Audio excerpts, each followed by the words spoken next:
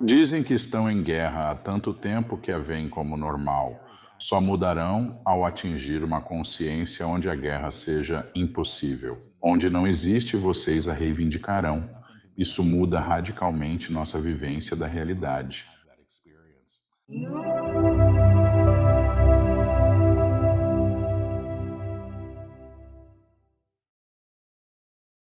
Seja bem-vindo ao programa, Paul Sulick. Como vai? Estou bem, obrigado. Muito obrigado, por estar no programa. Sou um admirador do seu trabalho há bastante tempo e queria trazê-lo ao programa para apresentar aos meus ouvintes o seu trabalho e o que você tem feito. Então, para começarmos, como você iniciou essa notável jornada espiritual em que se encontra agora? Sim, foi inesperado e não solicitado. Na verdade, eu fui criado meio que ateu e não sabia o que era uma vida espiritual ou por que alguém desejaria ter uma. Mas quando eu tinha 25 anos, estava cerca de um ano após terminar a pós-graduação e tinha uma lista de coisas que precisava ter conquistado e que eu achava que me fariam bem no mundo.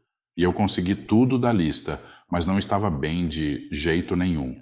E realmente por pura necessidade, não porque eu achasse que seria algo agradável. Comecei a procurar algo mais e eu nem sabia o que fazia.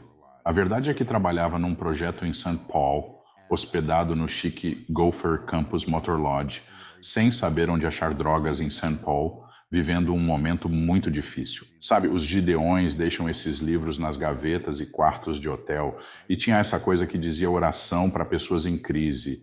E eu não sei se eu sabia qual era a crise que eu estava enfrentando, mas eu sabia que estava em uma, e eu disse a oração. E 3 dias depois eu ouvi uma voz me dizendo para me recompor, o que foi o começo de muitas outras coisas que aconteceram. E eu ouvi. Comecei a me abrir psiquicamente quando parei de ir a festas, o que foi surpreendente. Eu não entendia o significado disso. Foi uma experiência energética. Naquela época falava-se em convergência harmônica. Pedi para ser despertado e pensei, se há um Deus, e começava a crer que talvez houvesse. Se você pede para acordar, por que ele negaria? Era o que eu imaginava então. Eu tinha 25 anos, cabelo loiro platinado e jaqueta de couro. De qualquer modo, então. Iniciei uma jornada que ainda percorro, estudando cura pela energia. Quando eu tinha cerca de 30 anos, consultei alguém por um tempo devido ao contexto. As experiências que eu começava a ter energéticas, visuais e algumas auditivas, e nada era chamativo, tudo sutil. Jamais me vi como psíquico, porém, ao voluntariar em um centro para doentes graves, notei algo. Ao tocar as pessoas, ouvia nomes. Por exemplo, ao pôr as mãos no peito de alguém, Billy ecoava. Perguntava então, quem é Billy? E a resposta vinha, meu pai, irmão, amante meu, você sabe. E conforme isso continuava sendo confirmado, eu comecei a confiar esse tipo de canal ou essa transmissão que começava a surgir. E não era como uma voz na sala, era como um pensamento que suprime todos os outros. Possui uma qualidade distinta. Sei lá, eu não estava pensando em nenhum Billy. E de repente, Billy. E você pensa, tá, e agora? O que eu faço com isso? E eu comecei um grupo que se reunia no meu apartamento e durou uns 18 anos, onde eu ficava com as pessoas e, sabe, começando a canalizar. Embora eu não considerasse aquilo canalização na época, eu estava mais interessado na energia que estava passando, que era muito palpável e muito física. E eu gostava a experiência disso. Começou assim e mantive o grupo por 18 anos. Era professor universitário, lecionei na NYU e coordenei escrita no Goddard College por anos a fio. E eu não estava buscando reconhecimento por isso de forma alguma. Na verdade, só criei um site para clientes, mas não coloquei meu nome ou minha foto porque não queria ser exposto. E por volta de 2009, os guias com quem trabalho começaram a ditar livros através de mim. Eles já fizeram 10 até agora, 9 impressos, todos são transcrições não editadas das sessões de canalização. É só gravado, digitado. Talvez corrija 3 palavras por livro porque pronunciei errado ou esqueci um S em palavras no plural, falando rápido, mas foi assim que comecei a fazer o que faço. E talvez nunca entenda isso completamente. É uma habilidade de canalização, mas me interessa. Então eu continuo e agora é o que eu faço. Deixei minha vida na academia há cerca de 5 anos e é isso. É fascinante que, ao receber, por falta de termo melhor, o chamado para esta jornada, algo poderoso fluía em você. Havia um movimento interno, mas persistia o medo de ser desmascarado. Como mencionei, vivenciei algo similar com este programa. Vindo da indústria cinematográfica, conhecido por entrevistar estrelas e vencedores do Oscar, eu temia mostrar esse lado de mim.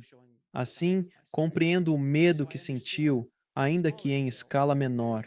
Como você superou esse receio e decidiu se dedicar totalmente a esse caminho? Quero dizer, eu ainda tenho que enfrentar minha resistência e toda vez que me exponho um pouco mais, sou desafiado por isso. Sou tímido por natureza. Sempre que venci a resistência, mais estava disponível do outro lado. Tem sido um processo real. De fato, desde o começo, antes dos livros, enfrentei todos esses desafios. As pessoas frequentemente perguntam qual é a parte mais difícil de ser um canal. Eu digo que é ser o próprio canal. Se fosse você canalizando, eu poderia julgar. Isso é interessante, isso é útil, isso não. Mas é como pedir ao rádio para avaliar a transmissão. E eu sou o rádio. É basicamente o que faço. Realmente não tem nada de glamouroso. Tomo ditado. É isso que eu faço. Os livros são todos estenografia falada. Então, você supera a resistência. Além disso, a cultura atual difere da de 10 anos atrás. Na época, eu só queria manter meu emprego remunerado numa instituição acadêmica. Provavelmente teriam desaprovado, mas ao sair, sabiam das minhas atividades e celebravam cada livro lançado. Pensei, isso é ótimo. Muitos dos meus temores não se concretizaram. As pessoas focadas em suas coisas pouco se preocupam com as alheias. Não é sobre mim. E isso foi um alívio. E é só isso? Geralmente foi isso, tive a mesma experiência também. O ego adora preocupar-se. O que dirão sobre mim? Mas ninguém se importa, ninguém se importa. Cada um tem seus problemas para lidar. Assim, siga em frente. Você explicou bem o que é ser um canal ou o processo de canalização. É como sintonizar um rádio, sendo você o alto-falante por onde tudo passa, certo? Atuo de 2 maneiras, como canal e médium psíquico, também conhecido como médium dos vivos. Imagine-me como um rádio. Ao canalizar, apenas giro o dial para sintonizar. 1 milha, isto é, só um pouquinho, bem pouco, e de repente a outra transmissão fica disponível. Agora só estou falando. Sou o Paul. Se quiser mudar, posso entrar e acessar. Se estiver lendo para você e você pedir, conto o que ocorre com seu ex. Ou meu filho, ou qualquer pessoa, eu me sintonizaria com você. Você seria coordenada à estação de rádio para eu ouvir você, sentir como é ser você, depois mudaria a estação para o ovo. Seria como uma central telefônica. E é engraçado, e eu gosto do trabalho que faço com as pessoas, porque são fatos comprováveis. É assim. Como saberei o que seu ex passa? Mas de algum modo sei. Então, o processo é bem menos denso e longo do que se imagina. Imagine um rádio. Há várias estações tocando simultaneamente, mas só ouvimos aquelas nas quais estamos sintonizados. Eu estou ajustado para receber essas transmissões. Meus guias ensinam seus alunos e, por meio de seus livros, preparam outros para também captarem e conduzirem a energia que invocam, que, segundo eles, está sempre acessível. Não nos disseram que temos essa permissão. Fazer isso agora. Quem são os guias? Você fala muito nos guias. Quem são eles? Bem, quero dizer, é um coletivo, são mestres. O nome, de vez em quando, eles o pronunciam, e está no livro, então posso dizer que é o nome Melquisedeque, que é, eu acho, o sacerdócio. Mas, na verdade, pouco interessado nos nomes, né, só porque eles costumam trazer bagagem. E aí entra o ego e coisas do tipo. Eles são chamados de guias por causa do meu ex. Quando meu ex descobriu que eu podia fazer isso, eu só ouvia: pergunte aos guias isso, pergunte aos guias aquilo. De repente havia um psíquico na casa que podia responder todas as perguntas. E foi assim que começaram a ser chamados de guias. E o nome meio que pegou e eles não se opuseram. Então é assim que eu os chamo. Mas eles dizem: nós somos quem você se torna ao saber quem é. É assim que se descrevem. O que faz? Todo o sentido do mundo, pelo menos para mim. Faz todo o sentido do mundo. Sempre acho interessante quando pessoas que não acreditam tanto em canalização, e tudo bem. Você não precisa acreditar em canalização, mas o trabalho fala por si só. Os livros falam por si. Se os livros falam com você, eles falam. Se seu trabalho fala a você, também falará a quem o lê. Como chegou lá, não importa. É irrelevante. Estou contigo. Eu não acreditava em canalização ou tinha suspeitas. Posso concordar com algumas coisas que estão sendo chamadas disso, que me parece ser a tendência atual canalizada. Creio que os guias com quem trabalho não se importam sobre celebridade. Não faz parte, então ainda chamam o meu computador de TV. Será que eu virei o John nela? Tipo, ok, acho que não estão assistindo as notícias. Porém, li cerca de metade de um livro do Seth na pós-graduação e achei fascinante. O que é livro Seth? Livro de Seth. Jane Roberts, médium, canalizava a entidade chamada Seth. E essa coisa era bem incrível, mas eu só li metade do livro, mas realmente acho que me impactou. Mas na verdade, eu não observo outras pessoas trabalhando. Faço questão disso e compro os livros de todo mundo e depois não os leio. E eu acho que isso tem a ver com mantenho a pureza, o quanto posso, para que o que flua por mim atenda aos desejos deles. Não preciso perguntar o que seus guias pensam dos ensinamentos de alguém, pois não creio que saibam, mesmo podendo responder perguntas sobre um processo em ensino. Agora, o mundo. Passando por grande mudança agora, é algo que eu nunca vi antes na minha vida e nem mesmo ao longo da história. Nunca vi algo em escala global afetar a humanidade como tem afetado nos últimos anos. E parece estar piorando em muitos aspectos. Parece que a mudança é como se as pessoas estivessem, eu chamo isso de esboço da humanidade.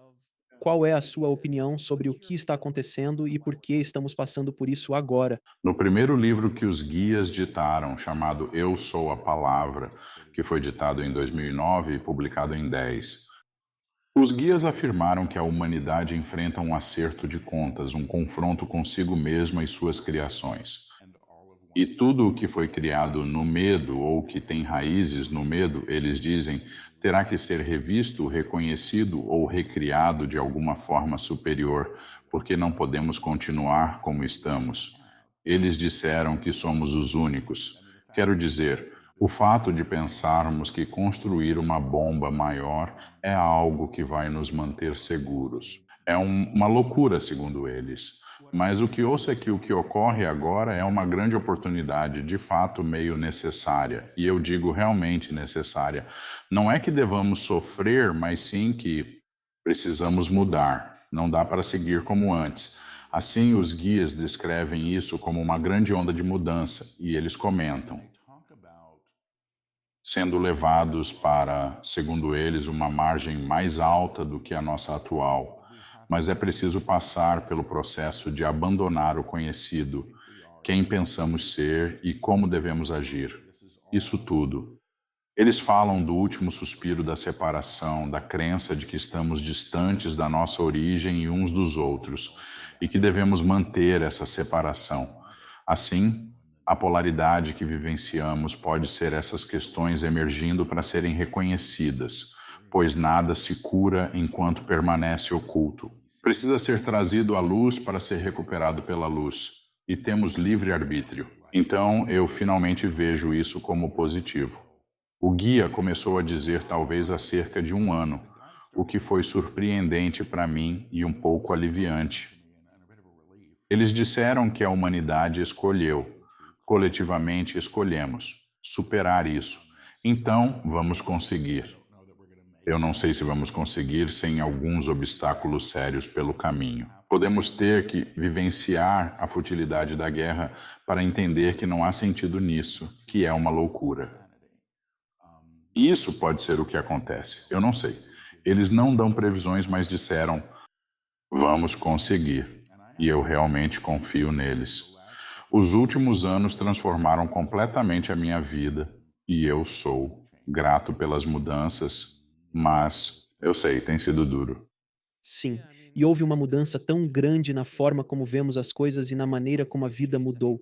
Quer dizer, esta entrevista, normalmente eu teria que voar até você, ou você teria que voar até mim para que algo assim acontecesse. E a tecnologia estava aí. O Skype existe há muito tempo, mas não era algo comum. Agora, algo assim pode acontecer. A mesma coisa com o trabalho remoto. Antes, isso era mal visto, agora é exigido. Quase como se a força de trabalho finalmente tivesse dito: sabe de uma coisa? Eu tenho algum poder aqui. Eu vou decidir como quero trabalhar. É essa espécie de essa mudança. Agora, muitas das coisas que a maioria dos problemas que temos na nossa vida é por causa do ego e do ato de deixar ir. Minha condição parece piorar com redes sociais e outras influências, porque é tão difícil desapegar do ego. Tem algum conselho para aprender a deixar ir? Sei que é uma pergunta ampla. Você tem algum conselho? Quando eu estava nos meus 30 e poucos sofrendo, ouvi algo no canal. Tenho 99% de certeza que ouvi no canal porque anotei em um pedaço de papel, pois não entendi, mas sabia que provavelmente fazia sentido. E o que anotei foi: a liberdade virá quando o trono abrir mão do seu rei. E pensei: o que diabos isso significa? Mas na verdade significa: quem diabos está sentado no trono e comandando o espetáculo? E os guias com quem trabalho dizem que o pequeno eu, que é a estrutura da personalidade ou a estrutura egóica, rege um pequeno reino. E é aí que tudo deve girar em torno deles e do que pensam. E sabe, o pequeno eu, dizem, se conhece através da história. Não há nada de errado com isso. É um aspecto de quem somos. Mas nós realmente colocamos a carroça na frente dos bois. Então, o que os guias ensinam é a reconquista do verdadeiro eu. Eles realizam isso por meio de sintonização e alinhamento energético. É simples, pois os alinhamentos são feitos com uma linguagem codificada em vibrações. São palpáveis para quem os pratica. É um processo de reconhecer nossa essência além da ideia de quem somos. Assim posso afirmar: sim, eu sou Paulo. Moro em Maui. Tenho essa idade. Essa é a cor da minha pele. Esse é o meu histórico. Isso é o que meus pais faziam. Posso dizer tudo isso, e essa é uma forma de identificar o eu. Isso não reflete quem eu sou nem quem alguém é de verdade. São modos de entender o eu por meio de acordos culturais. Quando vamos além, para afirmar, os guias diriam que é saber quem se é de fato. Eles ensinam que saber é perceber. Percebo quem realmente sou. E frisam que, de fato, uma mentira não se sustenta. Mudar para isso ao custo do outro é o desafio, você vê. Ainda quero o que quero, quando quero. E sou um rabugento, fico irritado e chateado quando as coisas não acontecem como acho que deveriam. Mas também abandonei uma enorme quantidade de ideias sobre quem eu deveria ser no mundo. E esse trabalho me forçou a isso. Eu tinha um plano bem diferente para o meu caminho do que acabei seguindo. E o que me foi dado é, na verdade, muito melhor. E acho que nos apegamos tanto porque não confiamos que, se não obtivermos o que queremos, seremos atendidos. Mesmo na comunidade espiritual, as pessoas estão dizendo: eu tenho que manifestar isso, eu tenho que conseguir aquilo, conseguir, conseguir. É como se o universo fosse um catálogo, que todo mundo deve fazer pedidos. E o problema disso, porque não é mentira. As coisas estão disponíveis. mas as pessoas estão reivindicando o que acham que devem ter, e isso é baseado em algum outro cardápio herdado. Eu deveria ser bonito, rico, feliz o tempo todo, e ter um fotógrafo me seguindo quando eu saio para caminhar para a minha página no Instagram. Quer dizer, é esse tipo de coisa, e eu não acho que seja isso. Então, quando você meio vai ao lugar de recepção e permitindo, confiando, como você quiser chamar Deus, o universo, não importa realmente o nome, para ser a fonte de provisão. Então você para de agarrar tudo ou de tentar ditar ao espírito suas necessidades e como deve chegar. Isso é, novamente, a pequena cela da personalidade, tentando impor regras. Quando nos movemos para a recepção, rendição ou permissão, a verdadeira alquimia, creio, começa a acontecer. Não é engraçado que, se de fato conseguíssemos tudo o que queremos, que espetáculo de horror nossas vidas seriam? É verdade mesmo, concordo. Se eu tivesse conseguido o que queria aos 15, ou aos 20, ou aos 25, teria sido um show de horrores, pois me destruiria. Mas você está certo. É porque é esse pequeno ego que tem medo de soltar. Medo de soltar, deixar nas mãos de Deus, se preferir. E eu acho que, pelo menos no meu mundo, quando eu soltei, quando as coisas fluem, surgem situações inimagináveis em 1 milhão de anos. Se há 1 ano você dissesse que eu estaria aqui conversando contigo, eu diria que está louco, pois o programa nem existia. Mas então, quando eu decidi mergulhar de cabeça, convidados começaram a surgir do nada, e conversas incríveis aconteceram, e as coisas começaram a acontecer. E foi tudo porque eu me soltei e também deixei o medo de lado, que é a minha próxima pergunta. Medo. É, é. O medo é algo que nos paralisa. Não estou falando do medo saudável de ser devorado por um tigre, mas sim dos medos que carregamos como bagagem. Como podemos superar esses medos? Você, por exemplo, tinha receio de se expor, tinha medo de fazer este programa de várias formas. Como superou esses medos? Bem, não sei. Encarar de frente parece certo. Os guias com quem trabalho discutem o medo, dizendo que ele gera mais medo. Assim, escolhas feitas com medo atraem mais medo. Olhe para sua última decisão tomada com medo e veja o resultado. Provavelmente trouxe ainda mais medo. Portanto, uma atitude simples é cessar de tomar decisões baseadas no medo. Isso é distinto da prudência, que é saudável, como no caso de evitar ser devorado por um tigre. Medo é tudo. Tigres malignos. Isso é medo. Não vá para aquele continente. Eles têm um tigre. Fique longe dos zoológicos, eles têm tigres. Minhas filhas têm pavor de tubarões. Acho que, a não ser que sejam tubarões terrestres com as chaves, estão tranquilas. É verdade, é engraçado. Então é isso. Os guias dizem que o medo não é tão inteligente. Eles dizem que, na verdade, o medo é. O medo não transcende porque não consegue. Eles dizem que o medo é de Deus, mas não sabe disso. E esse é o seu problema. Então eles dizem: nada pode estar fora de Deus, mas você pode acreditar que está e então ter essa experiência. Eles discutem isso. Os guias com quem trabalho chamam de sala superior, o próximo nível de consciência acima do nosso, como um campo coletivo. Eles descrevem isso em termos musicais, comparando a 1/8 com notas altas e baixas. E a nossa realidade, eles dizem, está em tom ou vibração, como a música. E eles falam sobre elevar-se ao que chamam de sala superior, que dizem ser a próxima oitava acima. E muito do que ensinam é a transposição da vibração ou das notas de quem somos para serem cantadas ou tocadas de uma forma mais elevada. E o interessante sobre a sala superior é que quando você começa a senti-la lá, e os guias levam as pessoas até lá, digamos bem, do que você tem medo? Não há nada. Há temor naquele nível porque ele não existe. Então, o nível de medo, a vibração do medo, vive ou se expressa. É um nível. Elevar-se acima disso é transcender.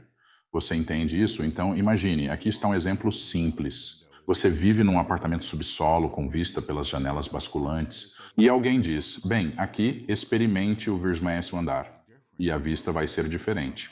Você sobe e tem esse ótimo apartamento no 20º andar e não tem a mesma escuridão, não tem a mesma sombra, não tem a mesma experiência. Mas o que a maioria de nós faz é chegar ao vencimento andar e dizer: meu Deus, deixei as coisas do meu ex na gaveta. E meu Deus, tem todas aquelas contas lá no subsolo. Preciso voltar lá embaixo.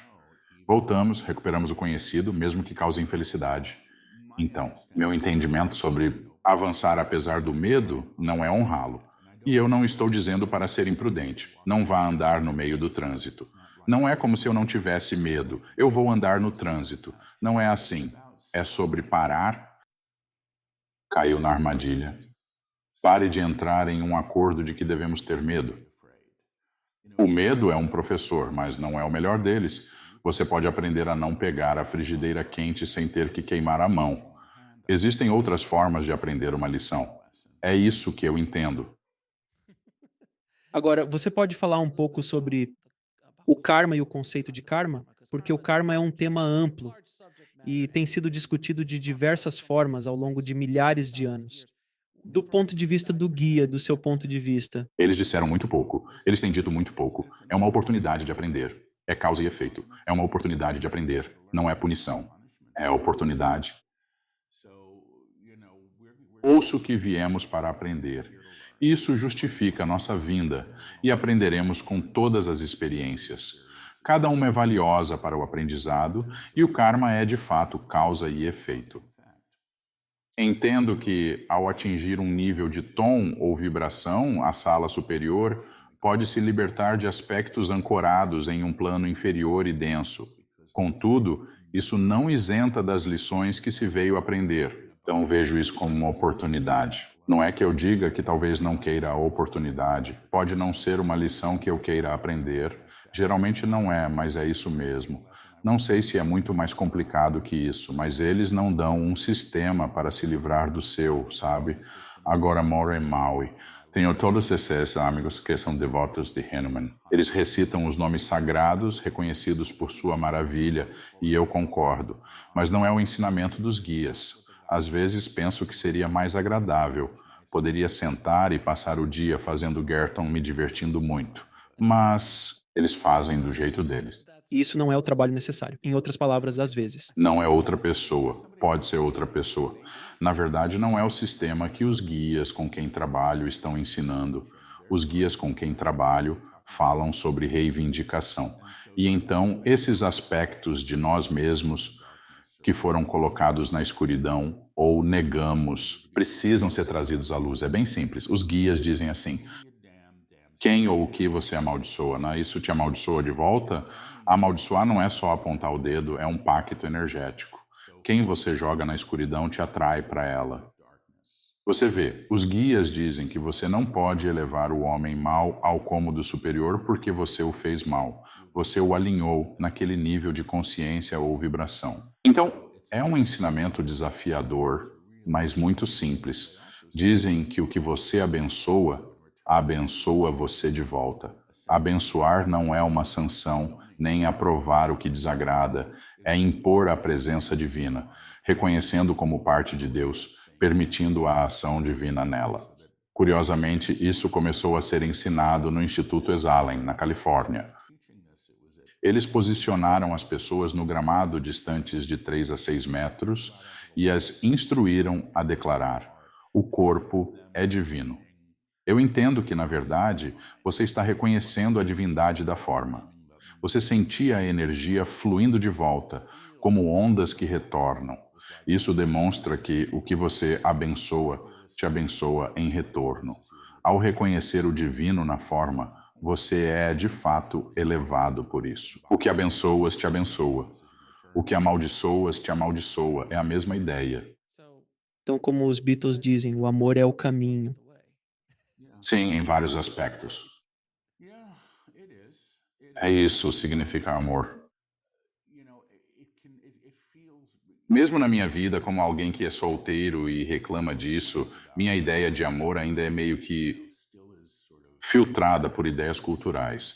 Acho que o verdadeiro amor não é sentimento, é energia. E é a energia da fonte. E ter essa experiência é surreal. Mas é verdade, o amor cura. Ele muda tudo. O que ele encontra é transformado por ele. Verdade absoluta. E, inversamente, condenando, amando, talvez eleve ambos. Exatamente certo. Exatamente certo. Exatamente certo. É, eu acho. Essa é provavelmente uma das razões pelas quais os Beatles são os Beatles. Concordo. Sou fã dos Beatles. É muito interessante ver geração após geração. Acho que vi Paul McCartney dizer que, tipo, 95% das músicas que escrevemos eram sobre o amor. Não é nada mal. É realmente interessante agora. Esta é outra grande questão. Consciência. O que é consciência na sua definição? E na definição dos guias, o que seria? Eles discutiram isso recentemente e não lembro nada do que falaram. Foi numa palestra onde nos definiram e ainda estão definindo. Prefiro não tocar nesse assunto hoje, se possível, para não errar. Quer dizer, a consciência é Deus se manifestando em tudo, certo? Sim, exatamente. Tudo é consciência. E não é singular, é na verdade coletivo. E eu meio que entendo que é aí que cometemos nossos erros. As pessoas que afirmam você criou sua própria realidade não percebem que, embora contribuamos individualmente, existe um campo coletivo onde todos operamos e moldamos a realidade comum. Sem mudanças nesse campo, grandes transformações são improváveis. Há quem diga: vocês esperam guerra porque sempre viveram nela. Se a guerra é uma constante em sua história, torna-se uma expectativa, e assim perpétua-se. Somente avançando para um estado de consciência onde a guerra seja inimaginável, poderemos superá-la. Onde ela não existe, vocês a reivindicarão. É uma mudança radical na vivência da realidade. Não que tudo seja justo, mas diferente, ao mudar a consciência ou o tom. Agora, essa coisa que temos como almas, né, neste nível de existência, é o desligamento um do outro. O desligamento da fonte, o desligamento, de alguma forma, nos convencemos de que não estamos todos conectados. Quero dizer, apenas em um nível físico, a Terra, o ecossistema, mas nos sentimos desconectados. Algum conselho sobre como recuperar essa conexão, não só em nível físico, mas também claramente no espiritual e até no físico, a conexão com o seu semelhante? Bem, sou veterano dos 12 Passos há muito, muito tempo e eles costumavam me dizer no início: procure o bem ou o Deus em cada pessoa. E funciona. É tão simples. Não precisa ser muito mais complicado do que isso. Os guias ensinam uma espécie de sistema diferente de realização e de conhecer. Conhecer de verdade, que é concreto e eficiente. E realmente é. Quem é a testemunha? Que parte de você está observando? O seu vizinho? Que parte de você? Aquela que quer estar certa ou aquela que sabe? E a parte de você que sabe é a parte de você que ama. Quando se sintoniza, é o verdadeiro eu, como dizem, operando em outro nível. Mas acredito em não negar o Deus dentro de você. É antes de tudo, e depois não negar o Deus que existe naquela pessoa, naquela que você não suporta, porque é aí que você realmente vai evoluir.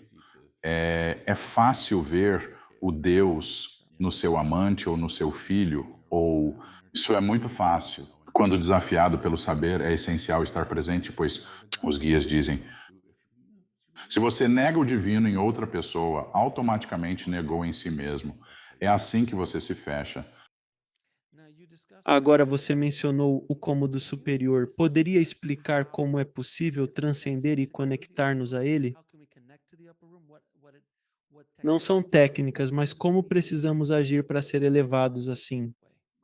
Os últimos 3 livros dos guias eram sobre o cômodo superior e como agir a partir dele. Chegar lá não é tão difícil. Quer dizer, você pode trabalhar com os alinhamentos que eles oferecem e pode ter uma experiência disso, que é algo palpável para muitas pessoas. Manter isso é difícil, porque ainda estou aprendendo e sendo sacudido por eventos na minha vida que parecem deslocados. E então eu aprendo mais e posso ir para casa ou subir de volta. Para chegar ao cômodo superior, é preciso entender que já existe um aspecto seu que se expressa lá. Você não está criando isso, existe uma parte de você que sabe quem é, o que é, como serve. e essa parte se expressa em uma oitava mais alta ou em um nível de ressonância elevado. E assim afirmações simples. Sei quem sou. De fato sei o que sou. De fato sei como sirvo. De fato sou livre. Sou livre. Sou livre. Estes são ajustes. Você pode trabalhar com sua energia, que as pessoas geralmente sentem. Isso parece pré-requisito. A afirmação é simples. Estou no cômodo superior. Você sente a energia fluir ao redor enquanto se eleva. Há várias coisas a fazer lá. Você pode seguir em direção à rearticulação, como dizem os guias, ou a redescoberta de si mesmo em um plano mais elevado. Assim, o cômodo superior não é só fuga da dor. É onde muitas coisas podem de fato ocorrer, creio. Mas é isso que ensinam. Logo é sobre isso que os livros falam. Então, depois de tantos anos estudando e conversando com pessoas como você, continuo ouvindo as mesmas coisas. Conectar-se a um eu superior, palavras diferentes, frases diferentes, mas os conceitos parecem ser os mesmos. É transcender o medo, transcender a si mesmo, alcançar um lugar mais elevado, conectar-se consigo mesmo, amar uns aos outros. É sobre isso que Jesus falava há 2000 anos atrás. É muito interessante. A verdade é que ela não importa como a embale. Lutava com conceitos ensinados pelos guias sobre o verdadeiro eu. E aí eu tive alunos hindus nos meus workshops e eles diziam: ah, sim, isso é o Atman e é assim que falamos sobre isso. E eu ficava: ah, eu não. Sabe, eu. Eu sinceramente não sou muito letrado. Eu não tenho muita base teórica. Eu tentei e esqueci tudo. E, sei lá, preguiçoso talvez em alguns aspectos, mas eu acho que precisa ser verdadeiro. Eu acho que precisa atravessar sistemas. Se é verdade, é verdade. Não sei se importa como você chama ou os nomes que se dá a isso, mas eu acho que é tudo igual. Por que você acha que foi escolhido ou que escolheu esse caminho? Porque parece que você claramente gosta do trabalho, mas pela nossa conversa percebi que é assim. É meu trabalho, minha função, minha praia. Estou enfrentando problemas com algumas coisas. É uma maneira muito humana de ver o trabalho. Bem, eu não me vejo como alguém tremendamente especial, e isso pode ser uma armadilha ao se envolver nessas atividades. Acredito que desenvolvi habilidades ao longo dos anos, a de persistir e estar presente. O que mais me orgulho é de ter comparecido mesmo sem vontade. Muitas vezes não queria ir, achava que era loucura ou que eu era louco por fazer isso. E por conta disso, abandonei uma carreira acadêmica. Você não desiste de estabilidade, de tudo isso. Basicamente, não era estabilidade a questão, era o resto: benefícios, aposentadoria, essas coisas. E eu disse: ok, estou fazendo isso agora. Quando eu estava, tenho informações de vidas passadas que influenciam isso. Creio que trabalho com esses guias há mais tempo do que nesta vida. Quando estudava cura energética no início dos 30 anos, trabalhei com uma senhora irlandesa idosa impressionante. Ela já faleceu.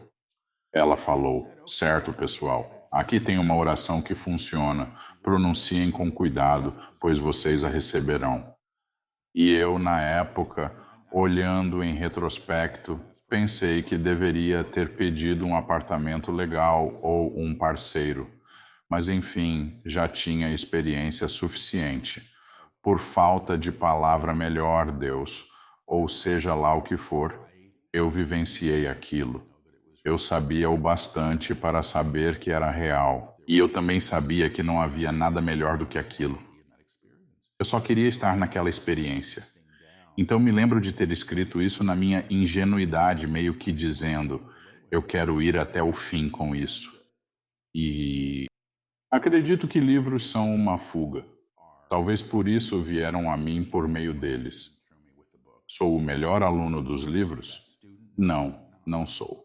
Tenho uma relação desafiadora com o material, pois ele passa por mim e não sou guru nem mestre espiritual. e não desejo ser um deles. Realmente isso não me importa. Então, isso faz parte. Quando olho para trás na minha vida, percebo que estava sendo preparado para isso sem saber. Sabe, eu era um dramaturgo quando jovem e costumava colocar uma música em repetição por horas e horas e ficava ali sentado escrevendo.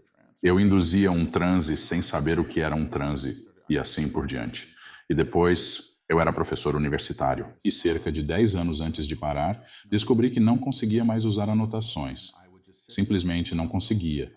E eu apenas ficava lá, deixando tudo fluir, e fluía, e era maravilhoso. E eu dizia por anos que ensinar era a minha prática espiritual. Me ensinou a amar. Realmente ensinou. Eu não sabia como amar, mas acho que ensinar me ensinou isso, incondicionalmente. E eu estava meio que sendo preparado para o que faço. E eu não esperava por isso. E eu não estava pedindo isso. Que eu me recorde. Talvez seja por isso que eu pedi. Os guias uma vez disseram a alguém que estava me fazendo perguntas por que o Paul não está conseguindo o que ele quer e tudo mais, e os guias disseram, bem, o trabalho do Paul é manter a porta aberta para outras pessoas, e eu estava, todos, mas depois ao mostrarem o salão superior, perceberam a porta aberta. Convidavam todos os alunos a cruzar aquele limiar. Venham todos, diziam. E a Paul, agora você também pode entrar. Isso foi realmente algo marcante para mim ouvir. E foi por volta dessa época que tudo começou a mudar para mim. Percebi que os livros podem ser a porta que mantenho aberta. Esse é meu trabalho, uma passagem para os outros. Aceitei isso até que não queiram mais ditar livros ou até eu dizer basta. Não posso mais. Tem sido um livro por ano, por uma década. Isso provoca desgaste físico em você? Os livros são ditados. O primeiro livro levou 2 semanas e meia para ser entregue sem edição. Então, não há edição, não há reescrita. O último livro, eu acho, levou 1 mês e meio. Eu não trabalhava diariamente, mas agora costumo sentar-me por meia a 1 hora para ditar durante retiros. Quando fazia retiros presenciais, eu ficava com as mesmas pessoas por 6 horas ao dia. Os guias ditavam 80 páginas em 5 dias, à vista de todos. Mas há um desgaste físico, sim. Quer dizer, é como se o meu sistema nervoso estivesse acostumado. Não estou reclamando disso, mas é árduo, sim. Trabalho horas a fio. A maioria dos canalizadores que conheço aguenta 45 minutos, 1 hora. Eu faço um dia inteiro, sabe? E tenho os livros. Os livros são muito intensos. Então trabalharia um dia inteiro só canalizando sem parar. Se eu fizer um workshop ao vivo, como workshops de 5 a 7 dias, realizo-os periodicamente. Costumo fazê-los enquanto dito livros, pois é uma chance de avançar muito no trabalho. Podem ocorrer 3 ou 4 palestras por dia, cada uma durando de 30 a 40 minutos. Após cada palestra, costuma-se dizer isso está no livro, isso está no livro, isso é um novo capítulo. Este é o título do capítulo, está no livro quando estou. Por causa da Covid e da minha incapacidade de viajar, na verdade, eu convoquei um pequeno grupo de antigos alunos e eu me encontrava com eles logo cedo pela manhã e os guias ditavam, tem que haver uma plateia. Eu não consigo fazer isso sem pessoas ouvindo. Então foi assim que isso foi feito. Eu não consigo fazer sozinho. Tem que ter um ouvinte ativo, sempre tem que ter. Então não pode só deixar um gravador ligado, precisa de outra pessoa na sala. Eu preciso ter mais alguém. Os guias têm que estar falando com alguém. Se eu não gostar do que eles ouvirem e tiver um gravador ligado, provavelmente vou mudar de assunto, dizer que não quero falar sobre isso ou que não confio nisso. Mas se tiver uma plateia, a regra é que eu não posso parar até que os guias digam, por favor, pare agora, que é como eles encerram suas ditadas. Pode ser que eu não tente fazer isso só com um gravador há muito tempo, mas Os guias são professores e precisam dos seus alunos, então é assim que eu vivencio isso.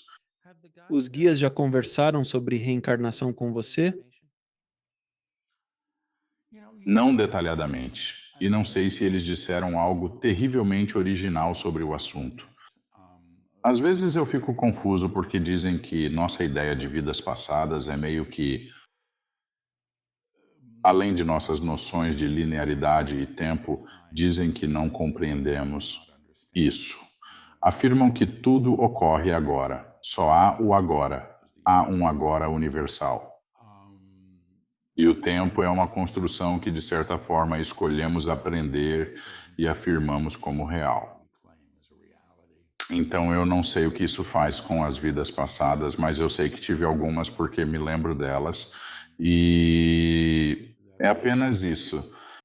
Agora você falou sobre o conceito do reino. Pode explicar um pouco mais o que é o reino? Os guias dizem que o reino é a realização do divino em todas as coisas, em toda manifestação.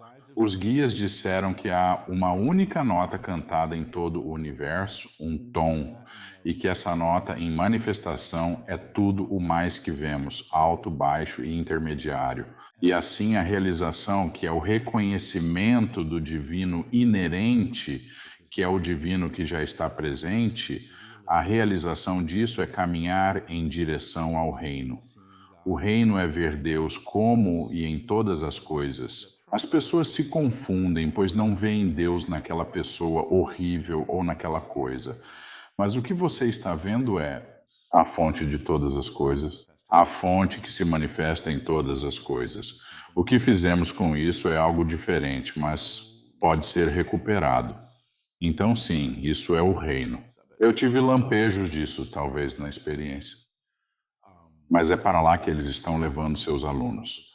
Esse foi o título do último livro, O Reino, que é realmente.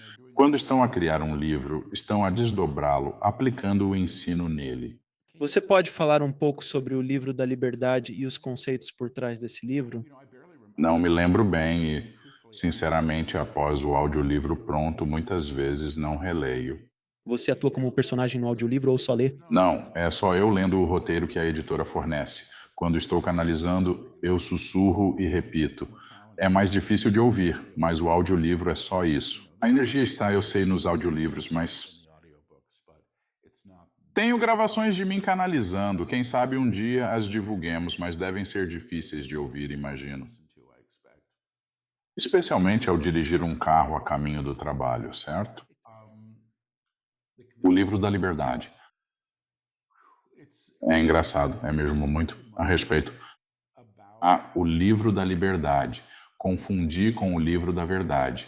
Livro da liberdade. Acho que é onde eles estão realmente nos preparando. O cômodo superior representa a libertação das amarras, das crenças sobre a realidade e nosso papel nela. A afirmação eu sou livre, eu sou livre, eu sou livre é uma sintonização pessoal, palpável. Não é só recitar palavras como um mantra, mas reivindicar uma verdade essencial. Os guias afirmam: o que é verdadeiro é sempre verdadeiro. A declaração vem do verdadeiro eu, da mônada, ou seja, qual for o nome dado, àquela parte que sabe ser da fonte. Esse aspecto é sempre livre, pois não pode ser de outro modo. Seja, ele não pode ser outra coisa senão livre. E é a realização desse aspecto do eu e da manifestação que permite que você liberte, de certa forma, suspeito eu, as obrigações, a realidade cultural e como acreditamos que devemos agir nela. Eu acho que sempre falo desse filme. A primeira vez que realmente pensamos na realidade como um todo foi com Matrix, aquele filme que fez a sociedade, de um modo geral, começar a questionar a realidade. Quer dizer, como uma simulação ou não simulação. Mas os conceitos de realidade realmente não eram questionados em massa antes desse filme. Isso é uma afirmação justa? Suponho que sim, eu não vi. Tentei ver, acabei dormindo. Estava passando na TV. Justo. Isso não é para desmerecer o filme. Eu me distraio fácil e tenho amigos para quem é o favorito, então não estou desconsiderando. Percebi que a realidade não era como eu pensava. Comecei a refletir sobre a possibilidade de existir algo como Deus, algo além da realidade que eu conhecia ou havia experimentado. Imaginar-se em um mundo onde tal entidade existe e em outro onde não existe é como viver em dois planetas distintos. É uma experiência e maneira de ser completamente diferentes. Não falo de religião, pois sinceramente não sou religioso. Não sou bom nisso. Então foi assim que mudou para mim. Porque comecei a pensar que se existe algo como Deus, ou seja lá o que for, nada é do jeito que eu pensava que era. E isso simplesmente explodiu minha mente. Eu tinha 25 anos. Ah, meu Deus. Havia saído de eu há um ano e estava sóbrio. Ao meu redor, todos morriam pela epidemia de AIDS. Era um período terrível e insano. Contudo, eu me abria para um novo mundo. E isso foi difícil, não foi fácil. Não era só doçura e luz e arco-íris e cristais. Não era nada disso. Era tipo, o que diabos é isso? Porque uma vez que você começa a sentir a energia, tudo muda. Você tem uma experiência tangível de que há mais do que o que se vê, e isso virou meu mundo de cabeça para baixo. Não esperava que isso ocorresse. Foi emocionante, mas também significou. As coisas não eram como me ensinaram ou disseram, e eu realmente acho que isso está acontecendo em um nível maior e nem tudo para o melhor. Os guias com quem trabalho falaram neste livro, O Livro da Verdade. Isso foi antes da eleição de 2016, eu acho, pouco antes. Eles disseram muito, mas algo como: tudo que estava enterrado está prestes a vir à tona. E se você acha que vai, eles disseram que vai ser como, imagine, que o seu quintal está debaixo, uma escavação arqueológica, coisas que foram enterradas há 5 dias ou há 5.000 anos, tudo vai ser desenterrado. E isso não está vindo à tona para que você aponte o dedo e diga: olha que terrível. Está vindo à tona porque nada se cura até ser visto. Nada se transforma até ser trazido à luz. Então, o que você coloca no porão, dizem que se você tem um corpo morto lá embaixo, eventualmente vai feder a casa inteira. Então está tudo vindo à tona. Disseram basicamente: espere um período complicado. E tem sido e continua de certa forma, mas isso faz parte de tudo, eu suspeito. Você tem conselhos para quem, aos 25 anos, percebe que realidades antes inquestionáveis não são verdadeiras e que os conceitos ensinados estão mudando? A perspectiva de vida deles está se transformando. Concordo que não é fácil. É como levar uma marretada nas suas visões de mundo. Não é suave de forma alguma. É difícil para muitos e alguns rejeitam isso. Outros se aprofundam mais no material e resistem, o que retarda a saída. Que conselho daria?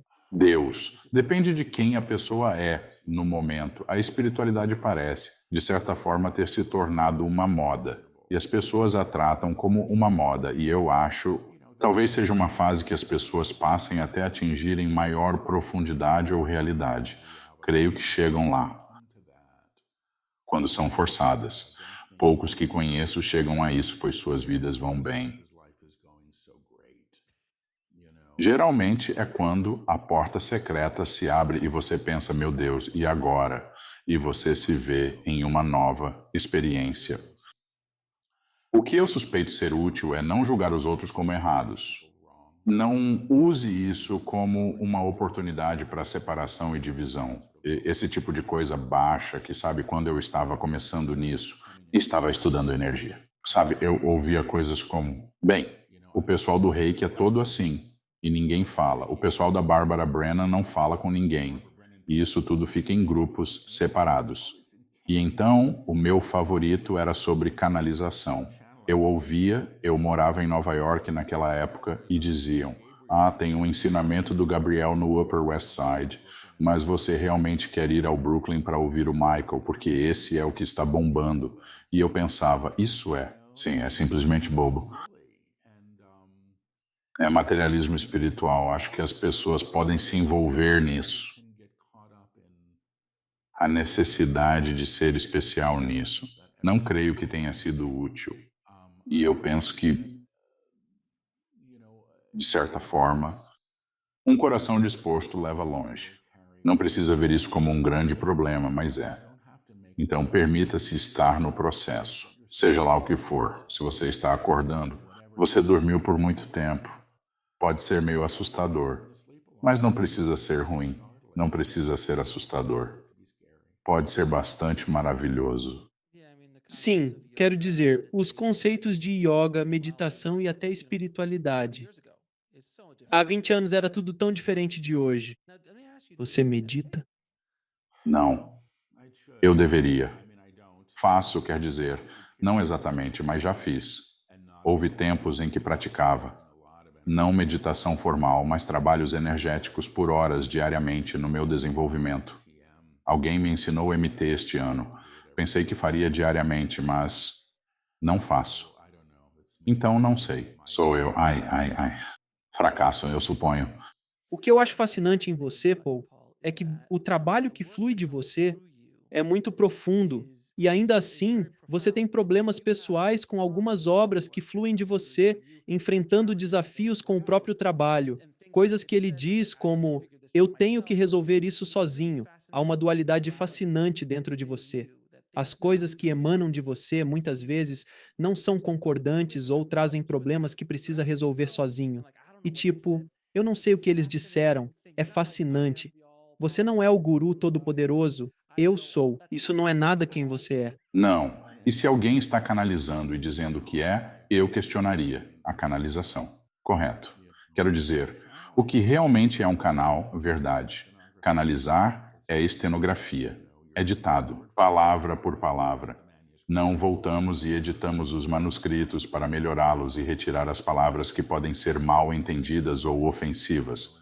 É o que é, e foi assim que veio. Mas eu tive a sorte de ter editores que concordaram com isso, que a gente não pode voltar e mexer no que foi feito. É isso. Eu tive essa experiência estranha. Fui um escritor com o pior bloqueio criativo que já vi na vida. Foi uma fonte de muita vergonha por muitos e muitos anos. Não estou brincando. É, eu sei. E agora eu tenho 10 livros em uns 11 anos ou algo assim que meu nome está no Covid que eu não escrevi. Mas eu faço parte disso. Eu participo da transmissão. E sou grato por isso, mas não considero como sendo meu. Eu simplesmente não posso. Eu questiono o ensinado nos ensinamentos. Interrompo ditaduras e dirão: Paulo está interrompendo, ele tem uma pergunta. Faço isso porque não quero ser responsável, de certa forma. Se dizem que a lua é de queijo verde, eu questiono. Espera aí, como assim? E eles desconstroem o ensinamento. Se estou confuso e ouço que ajuda os leitores, na verdade, faço pela minha segurança, acho, e pelo meu bem. Desejo, né? E isso é importante, não quero estar disseminando qualquer coisa que possa ser confusa ou prejudicial. Não quero fazer parte disso. Você confia bastante no canal para ter certeza de que nada do que chegar por ele será negativo. Absolutamente. Se houver confusão, você perguntará. Sim, com certeza. Eles têm sido maravilhosamente consistentes comigo por todos esses anos. Eles não se contradizem. Eles ensinam com amor, não ensinam o medo e não suprimem o livre-arbítrio. E essas são coisas que eu considero muito importantes. O conceito de livre-arbítrio é importante. Quando você menciona, isso é algo que ouço constantemente, é o livre-arbítrio. Se de fato viemos a esta encarnação, viemos a este mundo, algumas coisas já estão predestinadas. Por exemplo, nunca serei jogador da NBA. Não está nos planos. Eu posso querer e acredite. Eu queria ser um jogador do Miami Dolphins quando era criança, mas não deu certo. Então, você pode seguir esses caminhos. Mas o que eu descobri é que se você começar a seguir esses caminhos, vai encontrar obstáculo atrás de obstáculo, vai ficar cada vez mais difícil. Ao seguir seu verdadeiro caminho, as portas se abrem mais facilmente. Sente o mesmo? Sim, é minha experiência. Aconteceu o mesmo contigo, certo? Só porque todo mundo pensa, se eu tivesse livre-arbítrio, seria astronauta. E eu digo, tenta. Sim, acredito que ao compreender, percebo que os guias enfatizam a vontade, aprimorá-la e outras lições, mas de fato trata-se de uma escolha. Ao declarar meu desejo de agir, estou exercendo minha vontade. Desejar conectar-me com minha essência espiritual é um uso nobre da vontade. Suspeito que meus guias evitam ditar às pessoas suas ações. Eu costumo dizer. Se eu quiser entrar no trânsito, posso. Se perguntar se é bom o momento para atravessar a rua e me disserem que não é prudente, ainda é minha escolha. Mas, se eu quiser aceitar as consequências de uma má escolha, posso. Aprenderei com isso. Não é que exista certo e errado. Agora eu vou fazer algumas perguntas. É comum a todos os convidados. Qual acredita ser a sua missão nesta vida? Não sei mesmo. Você está cortando madeira e carregando água, certo? Não sei mesmo. E por que acha que estamos aqui? Eu também não sei.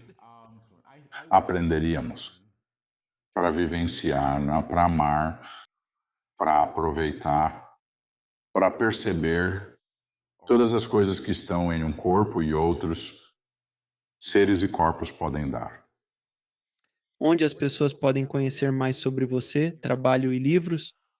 Meu site, que é simplesmente o meu nome, é paulselig.com e os livros estão disponíveis online e em todas as livrarias.